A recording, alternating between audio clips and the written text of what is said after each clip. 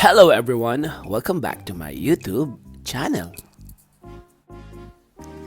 Ngayong araw ay magluluto tayo ng chop suey.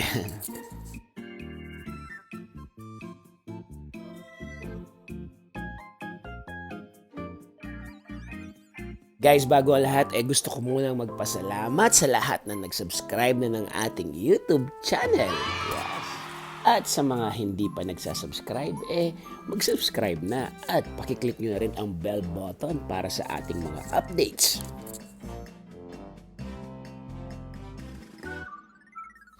Oh, handa na ba kayo sa ating menu for today?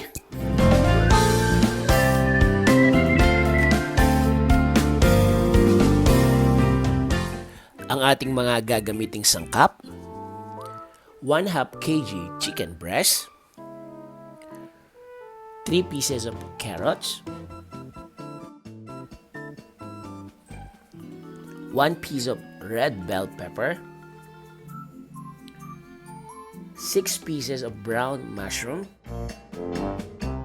200 grams of mung bean sprout or toge. Gagamit din tayo ng 2 bundle of petchay at 1 piece of bokchoy, 1 whole minced garlic, and 1 medium-sized white onion, 2 tablespoons olive oil, 2 tablespoons soy sauce, 2 tablespoons oyster sauce, ang ating 1/2 teaspoon black pepper, ang 1 teaspoon salt,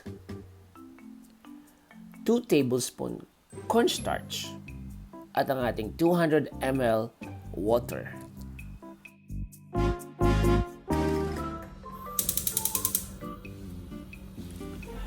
Sa mainit na kawali, ilagay na natin ang ating olive oil. Huwag itong masyadong painitin at isunod nang ilagay ang ating bawang at sibuyas.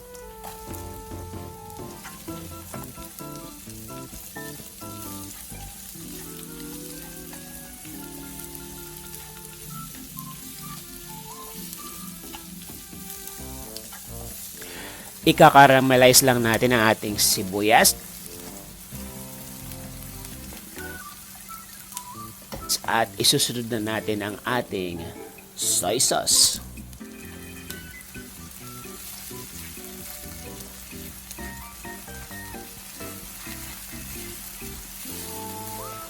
Isusutay lang natin for about 2 minutes.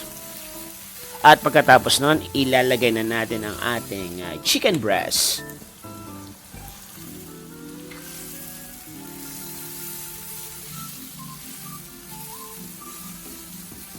Guys, ang ating chicken breast ay skinless na at wala na ding buto. Aayusin lang natin ang ating chicken sa ating kawali at isisimmer natin to for about 5 minutes.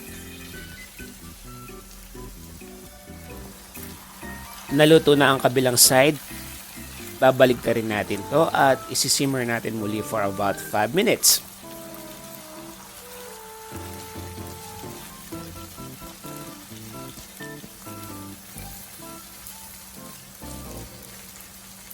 After 5 minutes, eto na ang itsura ng ating chicken. Maglagay na tayo ng salt, ng black pepper. Ilagay na rin natin ating oyster sauce. Haluin lang natin muli hanggang sa mag-mix lahat ng ingredients na ating nailagay. At isusunod na natin ating mga gulay. Umpisahan natin sa carrots at red bell pepper.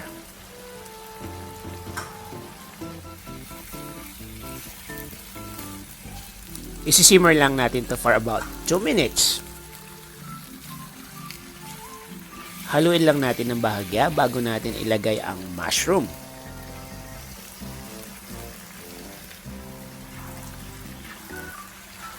Guys, just make sure na maganda ang pagkakahiwa ng ating mga gulay para mas katakam-takam.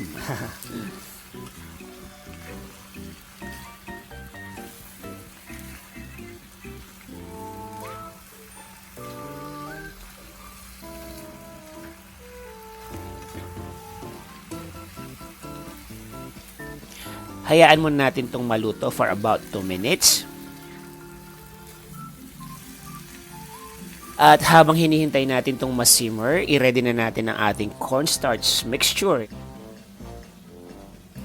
Just make sure na na-dissolve ito na maigi para pag nilagay natin sa ating gulay, hindi ito magbubuo.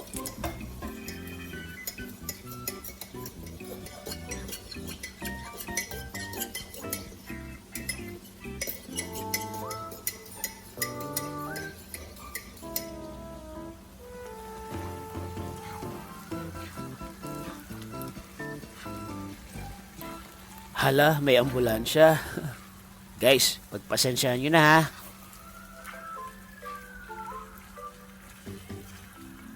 Ang isusunod nating ilalagay ay ang petchay at ang bokchoy.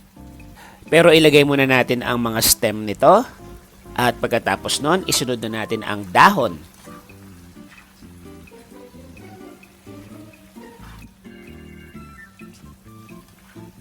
Guys, kung walang bokchoy sa inyong area, okay lang na gumamit ng petchay na lang or vice versa. Isunod na rin natin ang ating toge bago natin to haluin.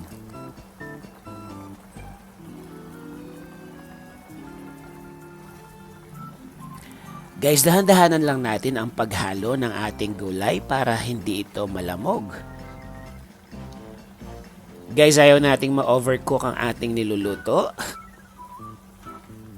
Ang gusto nating achievein ay maluto ng maayos ang gulay pero hindi ito madidiscolor.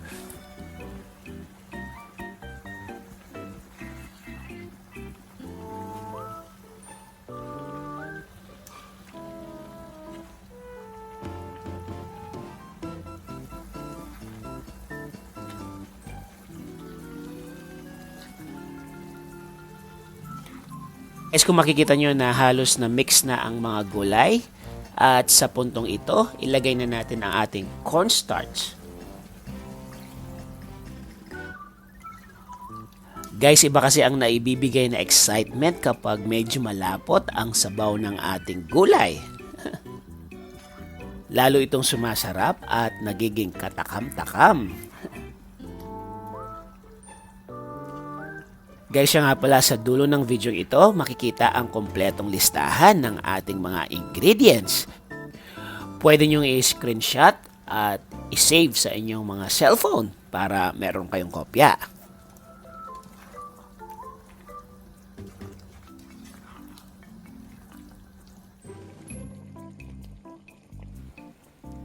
Ayan, at malapot na ang sabaw. At mukhang ready to serve na.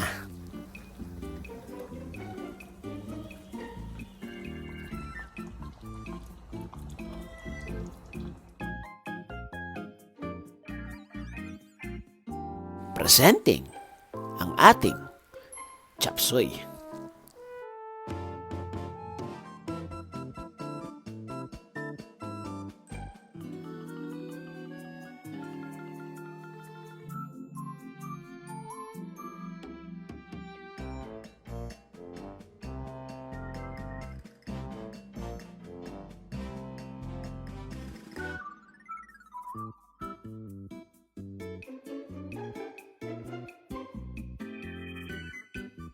Guys, maraming salamat po sa panonood at kung nagustuhan niyo po ang ating video for today, pakiclick na lang po ang like at pakishare na rin po sa inyong mga friends. Muli, maraming salamat po sa panonood.